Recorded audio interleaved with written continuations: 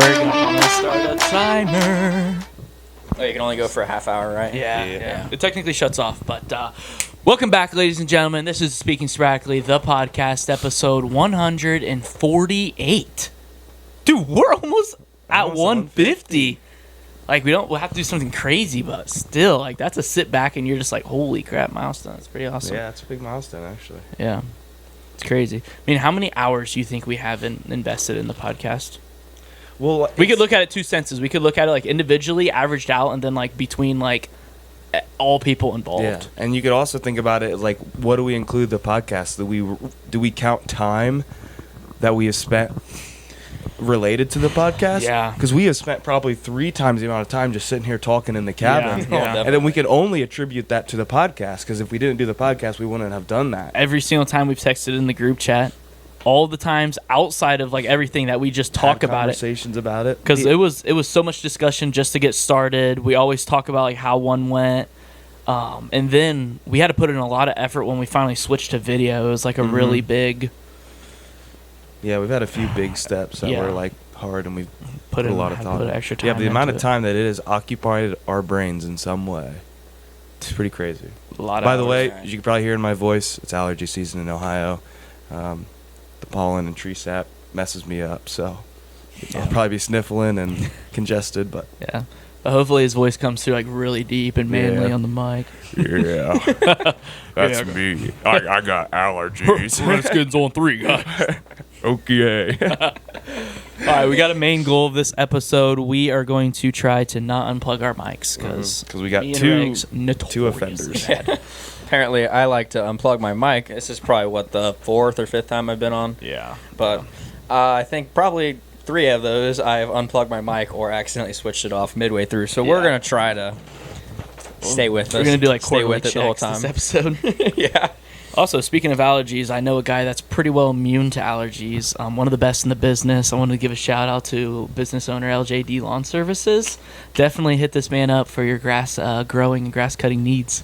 I'm sure you do fertilizing, right? Yeah, I do all kinds of stuff. Wood cutting, mulching, pressure washing, basic lawn stuff, fertilization, weed killer, or weed control, all kinds of stuff like that. Heck yeah. Yeah, we're just getting ready to get started this season. I actually went out on Friday and did a couple estimates. I think I went 0 for 2, but just my phone's definitely ringing, and I'm actually getting out and doing stuff numbers now. Yeah. I mean, if you did 0 estimates, you would have had 0 as well. Right. Do you have a social media page yet? Yeah, I'm on Facebook. That's where I do most of my advertising. I just make Facebook posts. I do before and afters and stuff all there. You have a lot of people that contact you through Facebook for jobs? I would say 90% of people that find me hear about it or see it on Facebook. Gotcha. Yeah, you can plug whatever you want, whatever your Facebook is. Yeah, whether they call the number or they hit the website, then yeah.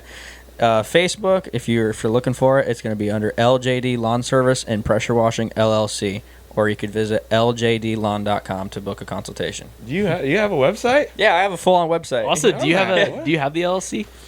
Did you get it yet? Not technically. I was going to say, because I'm pretty sure you told me recently that it was still on your to-do list. I put LLC in the name on Facebook, but just so no one else snatched we're working it up on it. Yeah. Heck yeah. Big things. But while we're plugging things, you can follow this podcast, Speaking Sporadically's Instagram and TikTok. It's just at Speaking Sporadically. Yeah. Make sure you hit the subscribe and like button, comment, do all that stuff if you're watching here on YouTube. Spotify you can follow, and both you can turn on post notifications. So every other Thursday at 4 p.m., we usually have an episode coming out, so you can watch it. Yep. And no matter how scary the weather is, we will get you that episode out. Guys. Yeah, we're expecting a tornado tonight and some lightning. You think he's even gonna watch this? I hope he does. We're flaming him right now. Yeah. Anyway, should I go off with my story just before I forget? Heck yeah. But definitely, I mean, the audience wasn't with us, so yeah, I'm gonna restart it. So these guys already heard the first part of it. We don't do this all the time, but there's several. Like, a couple times we'll be talking about something. We're like, yo, you want to talk about this on the podcast? Yeah, we're like, wait, pod? And like, yeah.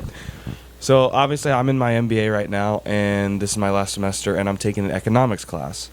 And the economics class is pretty tough. Like, it's pretty very technical, and there's a lot of concepts that like really combine, and that I don't know. It's pretty tough, but it's difficult. But at the same time, I'm able to do fine in it, and like the homeworks, which are a good portion of the grade, I do fine on those and whatnot. In the first exam, after like a little bit of curve or bonus, I got like an 89 or 90 on it. So I was chilling, and it's broken up. It's not a full semester. It's supposed to be a half semester, but this one's like a couple weeks longer, so it's kind of weird. So it's like 2/3 of a semester, I'd say. It's kind of weird. So obviously, I'm trying to finish up because it's my last semester. I'm trying to finish up as soon as possible because I can see the light at the end of the tunnel. I'm like ready to graduate. I'm ready to knock stuff out. So like I've been keeping a strong pace, knocking out the classwork, Trying to beat out the senioritis. yeah. So, and the test you have to take on a specific day. It's like online, but it's locked down browser and webcam, so they can watch you. It's monitored, all that. So I finish all my coursework and all the assignments like 2, maybe even 3 weeks before I have to take the exam. So I'm like, cool, I'm done. And I obviously at that point too, I can calculate what grade I need on it to get different grades because it's the only point left. So I went and I did the calculations and like the total points, and I'm like, all right, I need a 69% on this exam to get an A, a 33% to get a B, and like a 6% to get a C in the class. And you can't get a D in the class because it won't count for the MBA program. So I'm like, I'm chilling, dude. Like, you can guess a 40%, and you can be fine. So I'm like, I'm chilling. I'm not going to worry about it. The day rolls along, and again, I'm like, I'm not going to worry about studying or anything. I just let me just knock this out. Again, I'm like, I just want things done. I want to cross stuff off, be done with that class. That's one less class I got to worry about. So I'm like, I'm not going to study. I can do fine. And a little grade and a little curve, I should be all right. So I go. I take the test. He pulls up the test. This test is going to be one question. Yeah. It is open note, open book, open professor, open internet, open AI. You have 6 hours to complete this question. It's like, oh no. True or false? No, but so I'm sitting there. I take the test. I finish it, and he doesn't have the results posted right away, even though it's all multiple choice. I have a class like that. He- Like, I know it's getting auto-graded, but Yeah. it doesn't post for like a And week. like Yeah, I I completely hate that. agree with him not showing you the questions and what you got right or Yeah, wrong. yeah. But like it won't even show you like you got a 35 out of 40. Like it won't even show that. It literally just says like pending evaluation. Or whatever. Don't leave me on the hanger, man. I gotta figure out at least what I got. Or Yeah, I'm gotta like give me a sitting there, percentage. I'm like, really, dude? Like, just tell me. I'm like, the whole reason was I was trying to knock this out. Whatever, I'm going. I wait a few days. I check it. I needed a 69 per day. I got a 66% on it. I was like, no. And so I'm That's like, tough. you gotta be kidding me. And I go, and it shows at the bottom of like the very bottom of all your grades. It shows your total like class final. It was an 89%, and I was like, dude. And I've gotten like A's in like all my classes up Yeah. to this point. So I like go and I email the professor and I use ChatGPT to give me like a template base. So it's like super friendly, super cordial. Using like reverse psychology or anything like that. No, I didn't. I kept it very simple because again, most professors will like give you something. If you're a good student and you've shown up, I've done everything. Yeah. I've even done some like other bonus, and I would like to think that on the first exam I was near like the top of the class with an 89. I feel like I did better than a lot of people. But I sit there and I was like, it was something like, I hope this email finds you well. Like, thank you for the time you've taken this semester. I appreciate it. I just saw that my grade, I am technically less than 1% because it would have been like an 89.2, I think I got in the class. So, and I don't know how it rounds. So I may have technically only needed like 0.4% more. Yeah. But it just showed 89 out of 100. So I'm like, I'm 1% away from getting an A. Is there anything I can do to do a little bonus, or can this be rounded or anything? I appreciate the time you've taken. I wish you the best. Super nice. Yeah. He sends me back. He goes, sorry, I have to have a cutoff point somewhere. I would like to point out that if you did all the bonus, you would have gotten an A. And I'm like, really? I only didn't, like, the bonus was like 20 points that I didn't do, and this class was like 6,000. So I go back. I plug it in. I'm like, no, I want it up. I would still be short because the bonuses were like minuscule. Yeah. Like for each chapter, I'll explain it. And it's not like you could go back and redo those. No, they were due Okay. like by the week. So they were 15. There's 15 chapters, and each chapter had a 100-point quiz, a 100-point homework, and a possible 10-point bonus. And that's how much it'd be worth. And the midterm was 1,200 points. The final was 1,800 points. So these 10 points bonuses were like very minuscule. But I'm like, again, I only needed like 0.4%. So I go on, I do the math. I was like, you're capping. I would have still got an A. I would have still got a B. I was like, I was pissed off because I was like, dude, I'm this close. And again, I shouldn't be mad because I still got a B. And it's like, no one asks for your GPA, you know, when you're in your career and you go down the line. But I was like, I was this close. And I like emailed him right away too, like right when he posted the grades, because I was checking it like twice a day. And I think that morning I checked, it wasn't out. And that afternoon it was. And I sent him an email. So like I was literally within like the first few hours of seeing it. So it was like right away I sent him, like even asked if I could do anything type of bonus. He's like, sorry, I have to have a cutoff at some point. I'm like, cutoff? You cut it off from the beginning. The cutoff response kind of doesn't even make any sense, but I could just never fathom being a teacher like with that mindset. I know. Like I would barely even read your email and be like, "Yep, change it to a 90." Yeah, I at least do something. It does not matter at all, bro. And I was talking. It's not like you're running the most prestigious competitive. Like you're not an Ivy League school, bro. People take Harvard. Yeah, it's Wright State. You have people that are like 40 years old wanting to grow in their career with people that are like 22 just starting their career, all blended together. I mean, come on. And like again, on all my quizzes and all my homeworks, 100s. I even did again like a large majority of the bonuses. I only didn't do like 4 out of the 15 or whatever, maybe 3. And then even on the exam, again, I got like a 90. So like he knows that I kind of know my stuff. I just obviously didn't need that much effort for the last ones. I wasn't gonna put it in. Yeah. So I was I literally did the math. I needed one more question right, maybe like 1.2 technically questions, which I know isn't possible, but I was that close. I'm like, if I would have like studied the tiniest bit, even just familiarize myself. Grabbed because again, like questions. I did no economics for 3 weeks straight. Like I did finish economics and I was like out of the brain. Then like 3 weeks goes by and I'm just right into it, cold start it. Yeah. But I was like, whatever. I'm not worried about it. Yeah, it's not a super huge But deal. I was just annoyed. I was like, come on, dude. I had a close B last semester. Actually, I got like an 88.9 or something. I was like, yeah. I even talked to a friend that I know that's in the program with me right now, and he took the same class with the same guy, and apparently he got an end of the year bonus. What? He did like the same. I don't know if he asked or he just the professor just straight up offered, but it was the exact same situation. He got like he was like I had an 83 in the class, but the same professor, and this might have been like 2 semesters ago, offered a bonus to people. That if wasn't you watch this semester? No. Oh, okay. No, sorry. But it was the same class, same professor. Because then the cutoff statement made a little bit more sense. Because maybe he did give someone that opportunity, and then did do it for someone, and then the word spread, and then like more people were emailing him. Yeah, maybe. Maybe it's like, oh, I messed up. I gotta have a cutoff. Maybe because the cutoff, the statement still doesn't make sense. Yeah, that doesn't make any sense. It's as if he's done it for other people, and now he's like, no, you're the one I'm not doing it for. What? But so you're saying in the past? So yeah, and again, I don't know when this was. It was no more than like 3 semesters ago because he hasn't been doing it for like past 3 years. He's been pretty fast with it. But apparently he was offered like you watch a video and like you write a paper and then you'd get a chunk of points. Yeah. I'm like, he offered that, but he doesn't now. I'm like, come on, dude. Pretty much every syllabus. And one of the most annoying parts is like how we use Pilot. It's very similar to Canvas for those of you that are in college and whatever. You know how the grades work and it shows all your grades and then the name. At the bottom, there's a part where it says like random bonus or bonus opportunity, and it's just blank. And he never gave us an opportunity to do it. I was like, bro. Well, how close are you to the end of the semester? We're done. Oh, you're done. We're done. Like that exam was it. That exam was it. I don't know if my service will be good enough, but I'll show you guys. But it literally, right at the bottom, it has like your final exam grade, and then like bonus opportunity or random bonus, and then below it has like your class grade, and that spot's just blank. Like he literally just put that on there to tease us, I guess. Never gave us an opportunity, never acknowledged it. It's just on there. I'm like, bro, I need like the smallest bit. I need one exam question, and it pushed me over the edge. That's funny. I'm like, whatever. Well, that's too bad, Devin. That's too bad. I know. I might have to just drop out. Bomb the school. Just drop out. Gets 1B.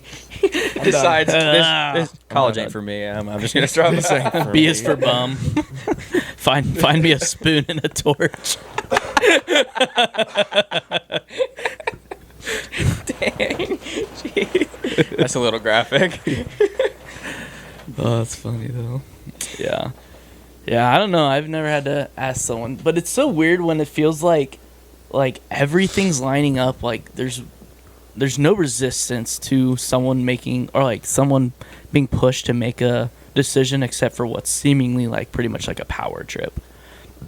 Like I think I told you about this really recently, Regs, but one situation I always think of is like my senior year, I would on Fridays, I didn't want to skip my eighth, or not skip, I didn't have an eighth period. So I was completely in my own rights to go home, but I always had practice after school, whether it was football, track, whatever. So Fridays, I would go in the gym and I would shoot basketball. It was empty. I'm a good student. It's not going to vandalizing. There's literally cameras in there. So if something was broken, I would own up to it, or they could literally see the cameras. The other thing is, like, I feel like high school should be more like colleges, because like you pay to go to them.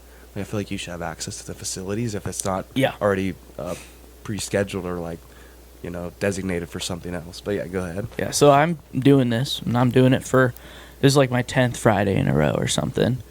And must have just, principal was walking by, heard the ball bouncing, and comes in and immediately was like rather aggressive with me, which was kind of shocking. Just like, never gotten in trouble.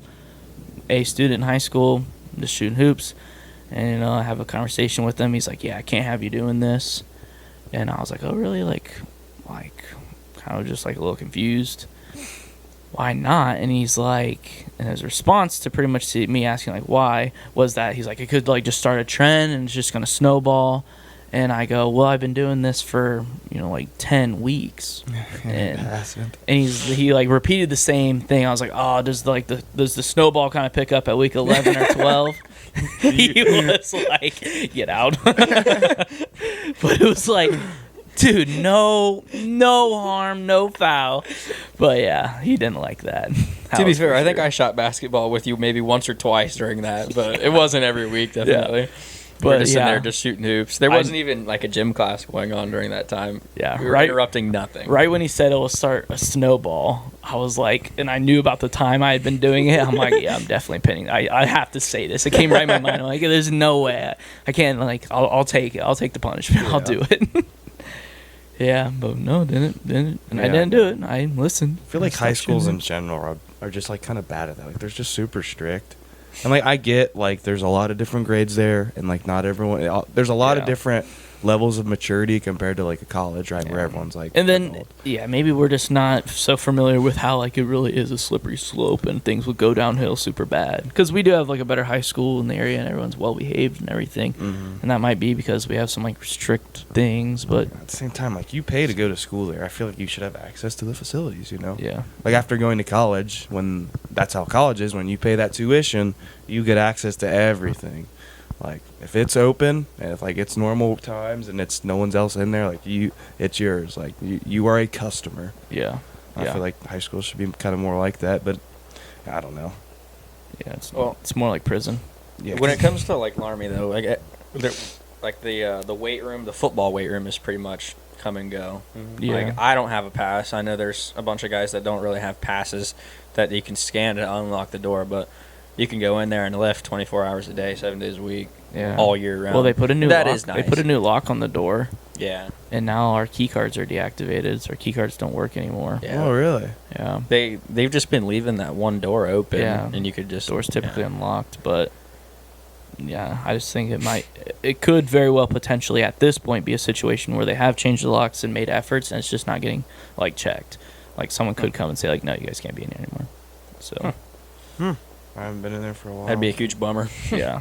But I feel like I would have no grounds to get in trouble in any way because I was not contacted or communicated to in any way. There was nothing posted that my key card should be deactivated. I paid money for the key card, signed a contract, and have not broken any of the guidelines within the key card contract. So, yeah. Like, then they haven't made an effort to refund my money I paid for it. So... I don't think I would be in any sort of wrong there. You shouldn't be. I mean, when we go in there and lift, we re-rack the weight when we're done. We don't break shit or mess around. Yeah. we're in there to do our thing and get out. I actually do the opposite. I find myself cleaning that place a lot of times. Oh, yeah. Like putting other stuff's people away. Yeah. Especially when they put people's that stuff. sign up. Like they put a sign up that's pretty much said like access will be denied if you don't start cleaning up your weights. Yeah. I mean, that would make like a specific effort to like put other things away. But yeah, there's like an additional like new like locking mechanism on it now, and the key cards won't open the doors.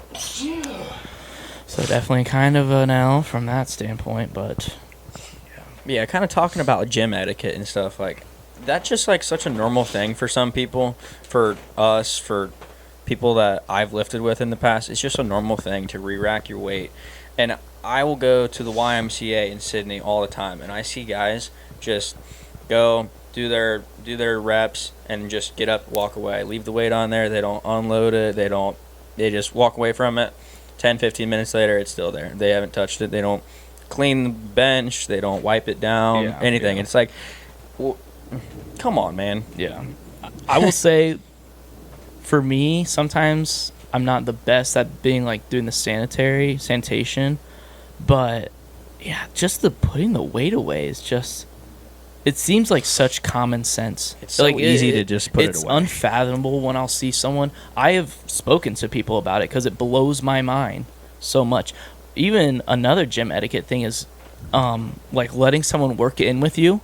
I've always, like, if I've even seen someone like eyeing my machine, I'll make an effort and be like, "Yo, if you want to work in, like," especially if it's a machine. Like, if it's like a bench press or you're squatting, obviously it's not as practical because you have to move weight. Yeah. But if literally they just have to move a pin, and like I'm fine with sanitation, like I guess someone else's sweat on it, it's like whatever. Okay. It's not going to bother me. And if they want to wipe it down after I'm done, like do a quick wipe, that's not going to bother me at all. So someone can always work in. But there's been one or two times I've asked if I could work in with someone and been told no, and it's mind-boggling to me. I'm like, in what world?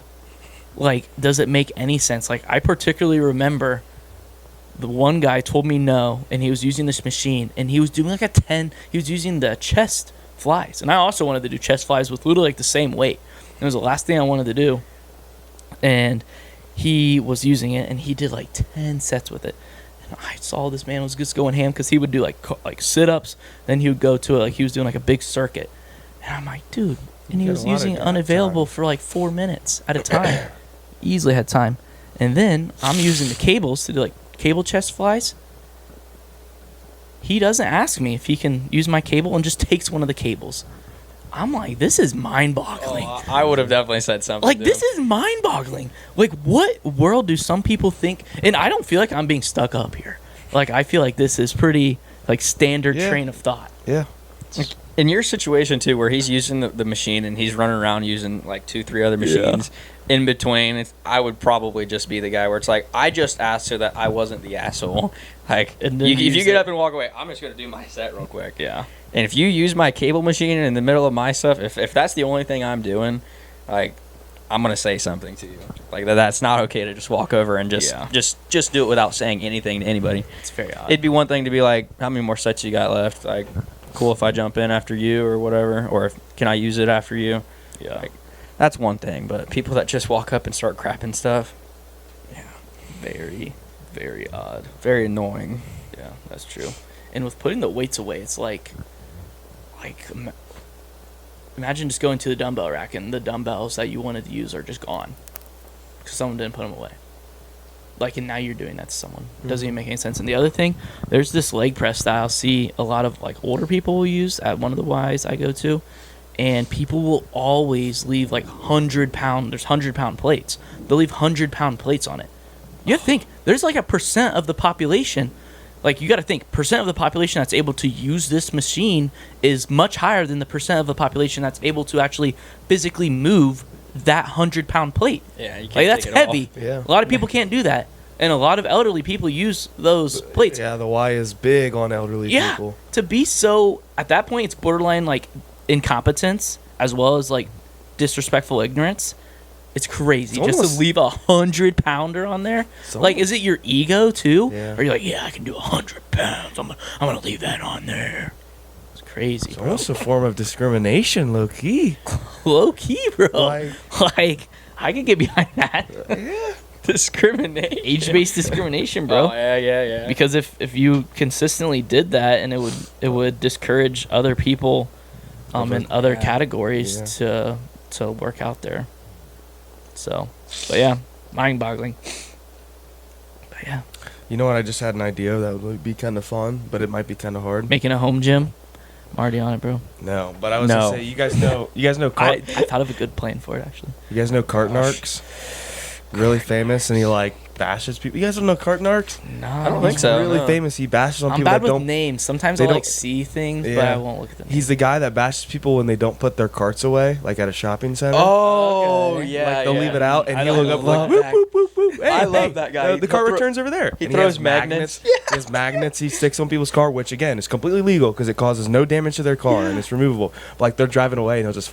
And it's like I do not. It's like a real disrespect. Like, I'm a lazy guy that doesn't put my cart away. It's like a bright orange. He also has like little magnets and like stickers and all kinds of stuff that he like throws at people's cars and stuff. And the people get pissed. They get out and they're like, "You take that off my." And they're like, "If you put that back on, I'm suing." And like again, you can't sue because if there's no damage, Yeah. you can't do anything. He just like they'll start. He's like, all right.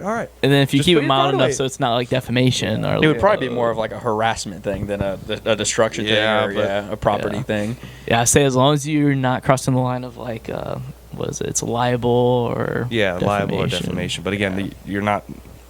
You're telling the truth. I mean, if they didn't put their card away and that's what you're putting, this Yeah. person is lazy, which you could infer from someone not putting their that's card not away. something provable. Yeah. That's false or true. That's an opinion. Yeah. So you're allowed to say it. But yeah, so I was thinking we should do that exact thing, but with weights. Yeah. Just go to like a really big weight room that's But like. a lot of times it's very rare that like I actively see someone do it. Right, and it's hard to tell when someone's. I was thinking the biggest problem. It's hard to tell when someone's actually done because they may like walk away and they're like, whoa, and then you start like bashing like 3 weights away and they're like, oh, I got another couple sets. Yeah. The carts are easier because like people will go and they'll like prop it up like on a curb or like put it And in a then parking they'll spot, just simply and they'll walk to start their walking car. to their car. So it's easy to tell. Yeah, the weights it's hard to because you'll most of the time you'll walk in and you'll just see them sitting around. Mhm. It's very rare that you actively see someone like Walk away with their stuff and then literally like just leave their dumbbells and walk out the gym and not have a plan to come back because like yeah. Because there's times like I'll be like bench pressing and I'll be like, well, I'm gonna go take a piss. Yeah, you guys did take a bath. I'll walk all the way out of the gym, piss, Same. and come back. In that case, I would usually leave my phone or my water bottle on the bench. Yeah. So that, something like A, for one, somebody doesn't Don't take it. use the bench while I'm gone or just assume that I'm done and take it, start using it for themselves. And second, just let them know that I'm not just leaving the weight to sit. I'm coming back. I I'm feel not like if done someone yet. ever did say something, it'd be like, oh, I'm using the restroom. I'm coming right back. Yeah. Oh, okay. Yeah, so I feel like that would be an easy way to tell. Would be like a real lifter who has like a bag and like headphones and everything. If they gather all that up and start walking out with like their weight's not re-racked or whatever, then you could do it. But it's not the most common problem in the world. No.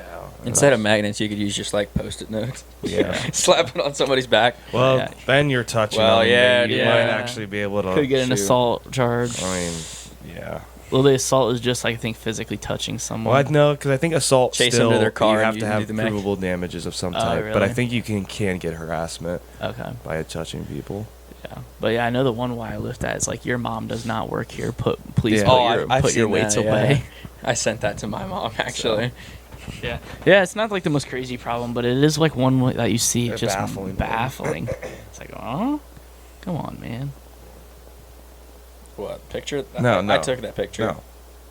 Oh, that's a bummer. You just showed me. You just looked absolutely. Pod's about to end. Oh. This segment's about to No, end. you didn't see. Oh my No, God! I saw it. Oh, yeah. okay. I saw it. Yeah, I Dogecoin saw it. is tanking. U.S. equities on Friday were like, we hate being green. And just, boom. I thought they were Olympic had- divers. They were just going down. I'm like, I got this this- great week too. Yes, I got the same notification 3 they minutes lost ago. all of their gains. Yeah, it's Bro, the S&P 500 is down over 1 year now. If you Oh go back a whole God. year, it's down. invest now. Yeah, buy now, man. Buy now.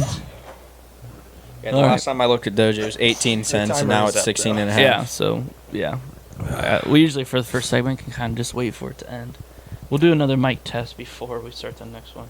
But we all look plugged in. Still plugged in to the microphone, and it's still on. So hopefully we're still good there. Hopefully our Halftime power is doesn't still go full out. charge. Yeah, perfect. Yeah, I think there was a week that we spent like 40 hours in this cabin. Like 40 hours. We played a lot of Magic cards, and we did like podcasts, and we were doing like a couple 10-hour days. Planning stuff. Playing stuff. It Jeez. was ridiculous. And then we got evicted. That was such a weird time. Yeah, That was such a limbo time.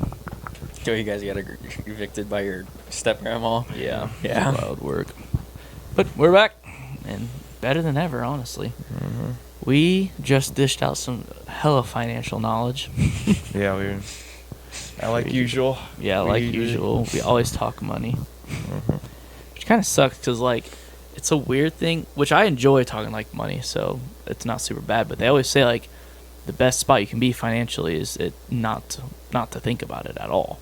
Yeah. That's when you know you've really got it made financially.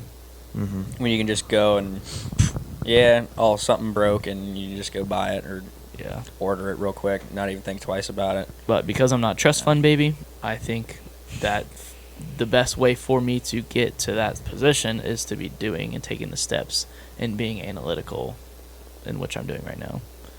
So anyways, but I'm about to make a really bad financial decision, but I think it'll be really good. I've been wanting to build a home gym really recently, and I know I've talked to Regs about it, and I think the best way to do it would be to get like 10 guys committed to pretty much go in on it together, and then we all have access to the facility. And then if you just average that, like the upfront cost out over times of what it would cost for like a monthly membership, I think we would be profitable in the end in doing it. I think you could build up a fund, like if you would instead cancel your $10 a month membership and just put $10 a month into a check, and you get 10 guys. It's $100 a month. Yeah. After a year, you have $1,200. That can get you, a few nice pieces. And Yeah. So. But if we could, start it up front, and then you just average it out on the Right. back end of like how much it would cost you, and then you have your break even. It's Right. just like buying like solar panels. Mhm. There's a point where you get to where you're making money off of it at some point. Yeah. The only problem is the place to do it. So because- I've been putting thought to it, and it just struck me a great spot to do it would be a huge cargo container. Very small space, so we could put it on like someone's property in like a backyard. And if you got like a 45-foot long, 9.5-foot tall cargo containers, you can get them for about like $2,500. And then you just literally kept the hinge doors on it, and you open the hinge doors, and then all you would need is a generator that could potentially go outside, or could go on like a shelf up where you had like ventilation, Piped out. Yeah. piped out ventilation, and then you could run lights, and you just need a space heater. It'd be really easy to heat, and maybe you could even insulate it potentially, like interior insulation of some sort that doesn't, you're gonna be a little limited on room, but that would work I think more for me if I wanted to approach it individually. Mhm.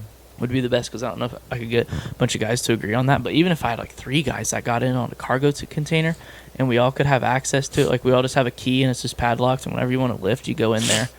It's like super low maintenance, just like a spot to work out. But I would freaking love that. Yeah, I think there's probably more problems with that than you foresee, because I think you got to worry about like rust then, with it just Yeah. being outside and just in a metal box. If I just There's coat a lot it of though, temperature changes and stuff. I mean, you can coat it, but after a while, it's gonna do its thing. And then, Sitting outside. well, do for all bugs cargo and- containers just deteriorate over time? It's I mean, steel. if well, I'm talking anything, about like your equipment inside too. Oh, that too, stuff yeah. is gonna like rust bad with different really, weather changes. When the humidity is jumps gonna up and go down. Humidity. And, yeah. temperatures. I think bugs will get in there no matter what. Probably rats will definitely. find their way in Mhm. in the winter, and it's not that big of an area. I don't know how a cargo container. I guess you could hold quite a few like quintessential machines. You could do all right, but then are also those you'd have things to not figure out. airtight, like for the most No part? way. Oh no. Way, right? They're pretty sure they're like welded tight, and then one side's like completely sealed, and the other is like latch doors, like a trailer. I don't think many things would get in there. I especially if I couldn't didn't see cut- rats getting in If necessarily. I didn't cut any any ventilation, like I don't cut anything into it, and maybe just like one exhaust pipe for the space heater, But you would need something for oxygen, especially if I had a space heater in there. Like that's also. Yeah. And that'd still let in like humidity and stuff. But I've seen people build houses out of them. Yeah, but they like Those are fully cool. insulate it and recover them and stuff. So I mean, if you do that, something like that, then yeah. I think almost a better would just be like a little shed. Just build a little shed. Yeah. But what's the difference between like a wooden shed and like the cargo trailer? You know. Just like how it's built. That a shed can actually have like a floor and be, tight. Yeah, I could put a wood and floor in stuff. like the cargo. That's probably what I would do. Is I would put a wood Yeah. floor in it. Because I'm assuming the bottom's like rigid too. I still think you would need to like fully insulate it. I think the lifespan Build a mini of a home. shed too is going to last longer than a steel crate would be outside. I mean, you're going to have probably rust holes going through it in probably 6 to 8 years, and it's going to be. I think it gone in depends on the 10. quality of that cargo container. Because I also think like think there's about cargo cars. containers that have done like 500 down and backs of the ocean, and they're chilling. I guess I need to look into the lifespan of a cargo I container. mean, like think about cars and stuff. Let's think about Jacob Wapahorse's truck. He has a 10-year-old truck, and it sat outside for the majority of that, and his bed on the one side is starting to get major rust on it. And yeah, his truck is not going to be around in 10 more years because it sits outside there. They don't have a garage at their house. Well, they do, but it's for all their other stuff, 4-wheelers and whatever else they got out there. I don't think there would be any perfect solution because even the point of a home gym in my eyes is to have a gym like in your home so you don't have to leave. Like you don't have to put on shoes. If it's cold outside, you don't have to put a coat. You don't have to drive anywhere. And even like a cargo container for everyone that it's not on their yard, they're gonna have to like drive to it. Like might as well just do a normal gym. yeah. And then even for the person that's on their yard, they're still gonna have to like go outside and put shoes on and walk out there and stuff. Which I would actually prefer it being like disconnected to my house. I think. Yeah, I would too. I think Because I actually like leaving for the gym, but sometimes I don't always like lifting in like public, dealing with all of that, and just the no ongoing cost as well as being able to be there whenever I want for however long I want, do whatever I want, would be pretty nice. Then my other thought is is Alarmy still planning on building that new sports facility? Yeah, I think that's Think like so. 99% sure that's going to be going up like in the Because next I'm year. assuming they're going to get all new weights for that facility. Mhm. So I'd love to put in a word to like buy one of those racks and maybe buy like a substantial amount of the equipment in there Yeah. and get my like base stuff. But then I think for the rest you could just nickel and dime it off Amazon. And I saw in Costco has dumbbells from $5.15 all the way up to $55 and like a rack for $300. Right now it's pretty cheap. Yeah, I'm That is cheap for like a full set of dumbbells. Yeah, it was like less than $1 per pound, which is kind of how weight is, measured. Yeah. Yeah, and you can even like Facebook Marketplace, a whole bunch of stuff, get other people's old this and that odd trinkety things and slowly build your gym Just for you have build a it whole over bunch time. of stuff. Yeah, I wouldn't have to be all purchased at once. I could buy like a new thing every once in a while. Get a rinkety dinkety tread. I'm thinking the main thing you need is like lat pull down, cables, something to do, like cables for lat pull down and like tricep extensions, bench, squat rack, hamstring curl machine. Which if you get like a free loading weight one where you put plates on it, those are pretty cheap. And those can also usually convert to hamstring curls, and then just dumbbells for miscellaneous back and arms. And I would get bands too. Just a set of bands. You need that kind of resistance stuff for like warm-ups or stretching out. But I would love that. It's definitely a dream. I personally love Marketplace. I was kind of joking about this earlier, but I thoroughly enjoy lowballing people on Marketplace or finding somebody that doesn't really necessarily know what exactly they have. Now, if Regs was a smart, what he would do is he would text other people to lowball him, like even worse. Dude, it's psychologically massacres people, bro. Yeah. If you get like 6 lowball offers all within the span of like 20 minutes and the guy isn't probably going to do the due diligence of checking and seeing that we're all Facebook friends with each other or connected in some way. Like imagine you send him a text, you're kind of debating him, and he's debating you at like 3,200, and I'm like, yo, would you sell us for 2,400? Or even the opposite, where you get like 3 people to send them offers, like 2,800, 2,900, 27. Would you do this? And then Regs just overballs the rest of them, but still underballs, like, yo, 32. maybe like, oh, that's my best one by I still far. It think- crushes these guys. Still think it's a great deal. For the scenario, But why not make a great deal even better? So yeah, I do landscaping. I'm looking. The mower that I have If you ever is need a your bush trimmed, It's a 48 inch deck on the mower, and it doesn't fit into backyards. This one is a 42 inch cut, and it should fit through most gates. Most gates are 4 feet wide, so this one would be able to fit through instead of. So your mower's too wide right now? Yeah, it's 48 inch cut width. It's actually more like 49 or 50 from the edge of the deck on one side to the other side, so it doesn't fit through most gates. So if I get this smaller mower, it'd actually be more beneficial to me, or it would be more time efficient. I do residential yards. It doesn't take very long to do them, but having to stop and then go get a push mower out and get all that stuff rigged up and then go push mow the backyard, it just takes more time doing it the way I do now. And I think just having a smaller mower it'd be a lot more beneficial so that I could just do it all in one, not have to stop and get out another mower to do the back. But anyway, I see this mower. It's 2 years old, and it looks fairly new. It looks really nice. And new, they cost about $7,200 before tax. This guy has it listed for $4,000.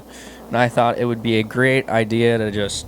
You never get exactly what you ask for when you sell something on Marketplace. So I offered him $32,000. He said, I'll go $35,000. And I'm like, there we go. I'm probably going to list my other mower for sale, and I should come out on top in the deal at some point. But I thoroughly love to lowball people on Marketplace. It is so much fun. I remember Luke was haggling, our other host, Luke. He was one time, he wanted kayaks for something, just because I think The other guest. I think Summer was rolling around. I know, I tripped up there. He said the truth. Summer was rolling around, and I think he just wanted kayaks for some reason, and he doesn't have one, and kayaks are fun, whatever. Mhm. So he wanted them, and he was looking around, and he found a pretty nice one, and it was pretty expensive, and I was like, and he was going to give him, I don't remember the exact price. I think it was like listed for $300.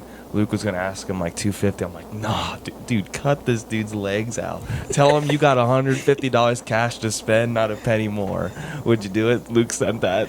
The dude never replied. Yeah. See, that's the thing. You can't, like, if you think it's a good deal and you're like, I could make money on this. If I just bought it from somebody and you could sell it and make a little money, you don't want to piss them off by throwing them like a disrespectful offer, because then 99% of the time. I mean, it all depends on their demand that they've had, how long it's been listed, how desperate they are. Yeah, your idea, I could get, if you get somebody that doesn't know what they're selling exactly, like, say it's somebody selling something for somebody who passed away or whatever, like they're selling somebody like their dad's old stuff, and they just want to get rid of it. It would be pretty easy to, although it would be very unethical to get about 3 of your friends to just throw some lowball offers so that it drops the price a bit. That kind of That thing. strategy could definitely work. It could have demand, but it's pretty bad. Yeah. It'd get you closer for sure. Yeah. Facebook Marketplaces. I've made some good purchases. I bought a desk for like $15, which is the desk in my room. That black L one or that other one? black L. That's a big desk for $15. Yeah, Yeah, so that is it's nice. pretty cool. I mean, I was like really bad smoke stain, so I had to let it sit outside and like put pledge on it. A couple times it kind of took a while for that scent to go away, but yeah, that, and like I didn't even like lowball the guy or anything. I was like $15 for that desk. Yeah, it's a fine deal. I'll pay that. And then I also bought a pair of lifting shoes for $30 or $25.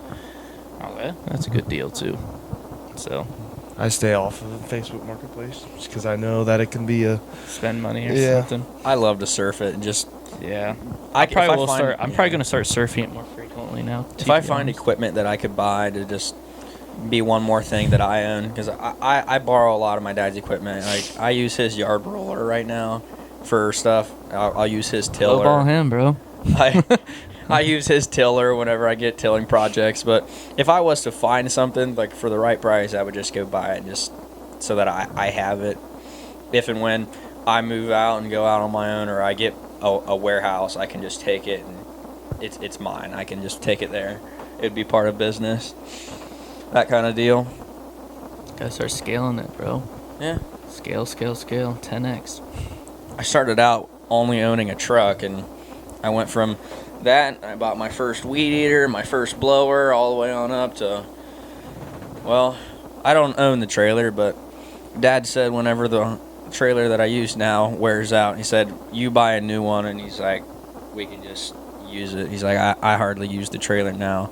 Do you have to pay per blow for that, or is it just around whenever it needs to blow? Huh? Like, is that blower per blow, or is it just blows whenever? I'm so confused. Yeah, you're kind of missing Per her. blow. Yeah. Saying like each.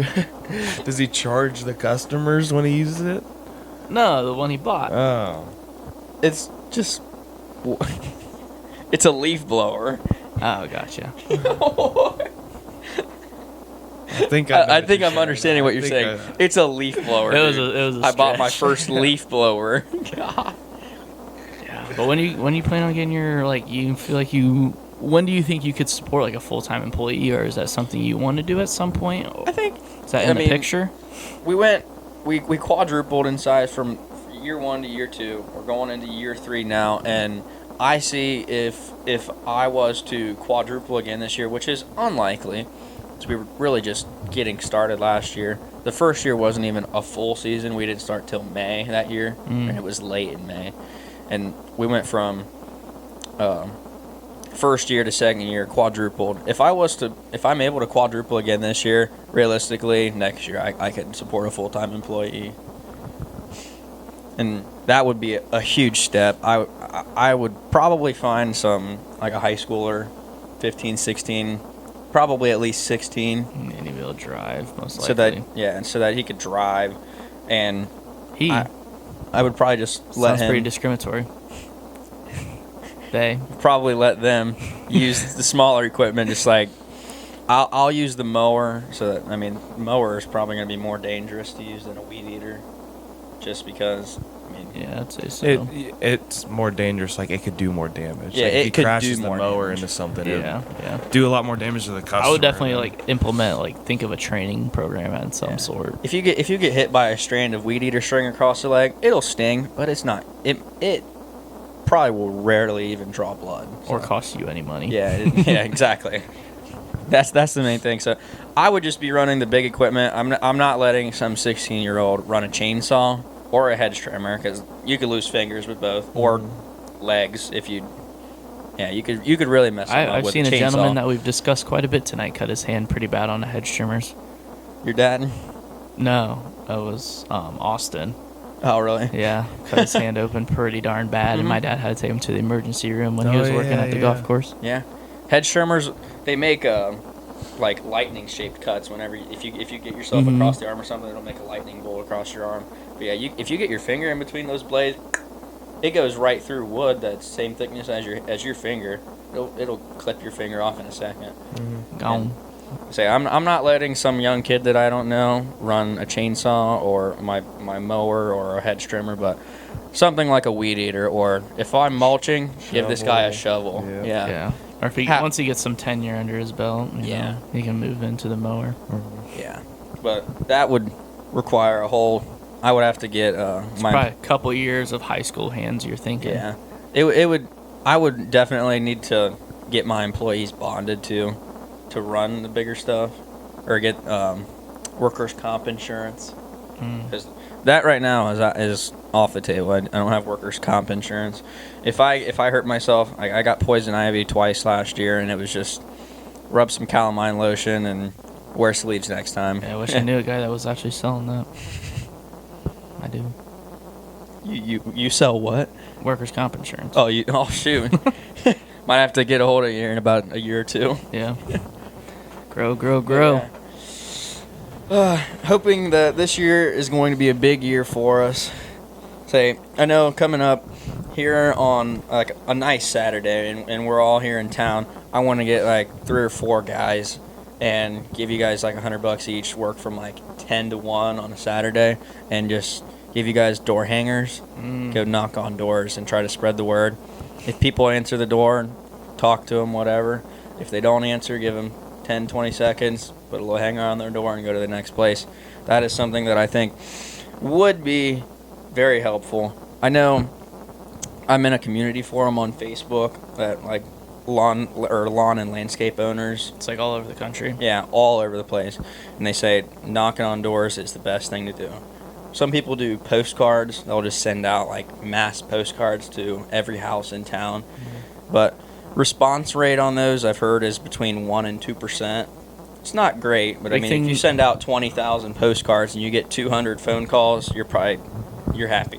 The big thing you got to think about, marketing is all about conversion rates and cost, because marketing you can sink an infinite amount of money into marketing and have no return. Mm-hmm. It is one of the biggest eats at profits for most companies if they don't have it mastered. And once you master it and really have perfected it, it can be one of the biggest revenue generating things, is just having something go viral, or having a high conversion rate on marketing.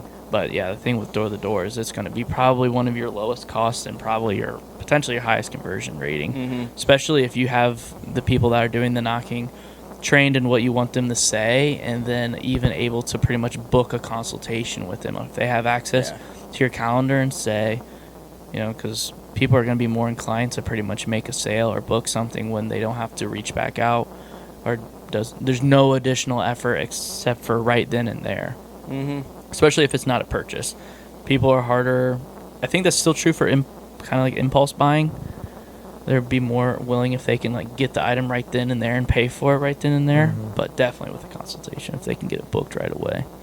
Yeah, I kind of have some weeks marked off on my schedule, because after we did something like that, I would probably just take Monday through Friday that whole next week and just write it off my schedule, or at least 3 days, like Monday through Wednesday, and just say, I'm doing estimates for the people that call or that we get a hold of on these days, or on this Saturday or whatever. I'm going to take these 3 days out of that week and just grind estimates. Go out, talk to people.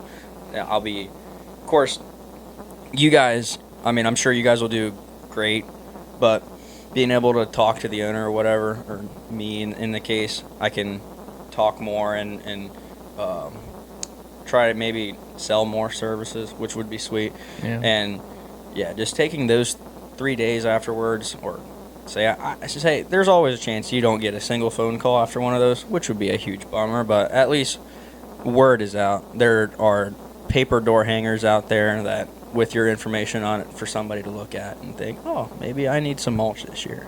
Yeah. And just spreading the word. Another big thing with marketing is like, don't repeat something that fails, mm-hmm. or find the reason it fails. See, I've never gone door to door. Up until now, I've pretty much only used Facebook to advertise. And would you say it keeps you busy enough?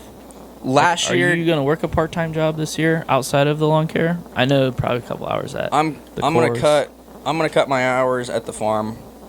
Sorry if you're listening, Pat or Neil, but my hours are probably going to drop from 30 hours at the farm to 8 or 10, 2 or 3 days at most there. I'm going to give up all my mornings, and I think I'm probably still going to do a day a week at the golf course with you all. Probably not going to happen next year, but this year I could definitely see me doing like Thursday nights at the golf course with you guys, hang out and make a little money and doing that.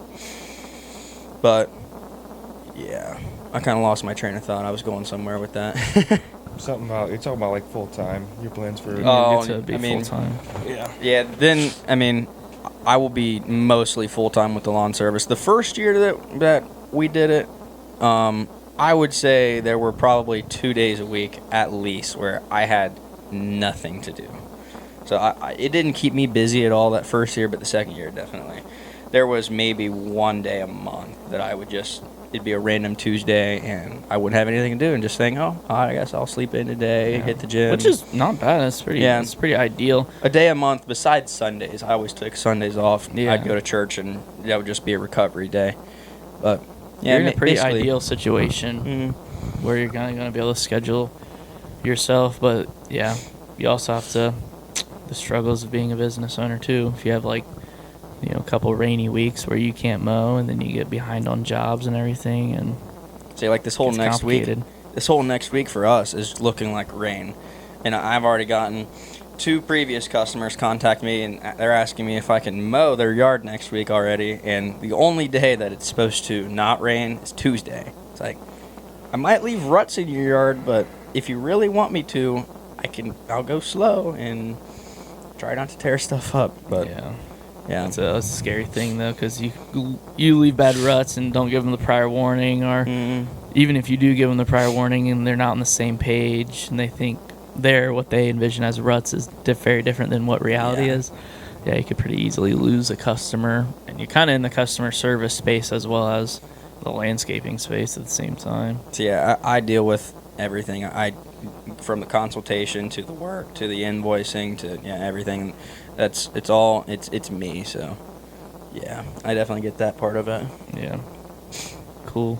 It's a cool thing to do, though. Yeah. Customer service was definitely something I had to learn to kind of stay calm with somebody and be professional. Yeah, kind of work with them and because someone can always complain about like your pricing or all that stuff, but a lot of times I think the general public is pretty good on if they hear someone complaining about like pricing, it's like is what it is. That's how the world works. It's a business, got to make money.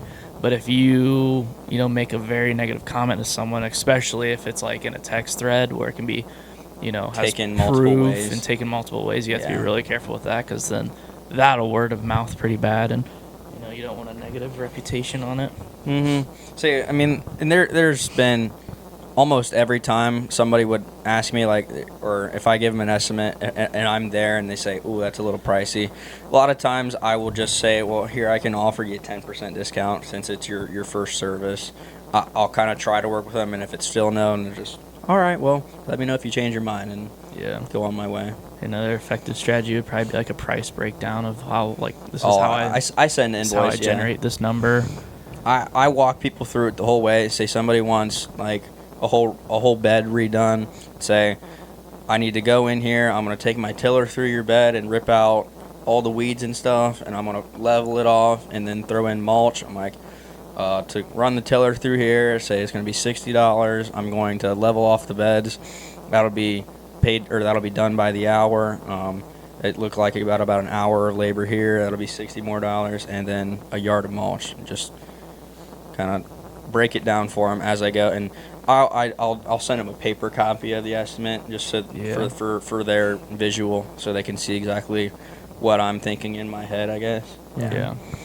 I think like a good thing for customer satisfaction is having a lot of clarity on like price of a lot of things. That's why a lot of people don't like car dealers or car mechanic shops, is because a lot of them have a bad rep for like quotes, and then end prices will be very different. I was actually in a shop one time, pretty much coming to pick up my car, and I was pretty much waiting like the waiting room, and like had to witness like a pretty like severe like $2,500 bill discrepancy between what they were expecting, and it was that's not good.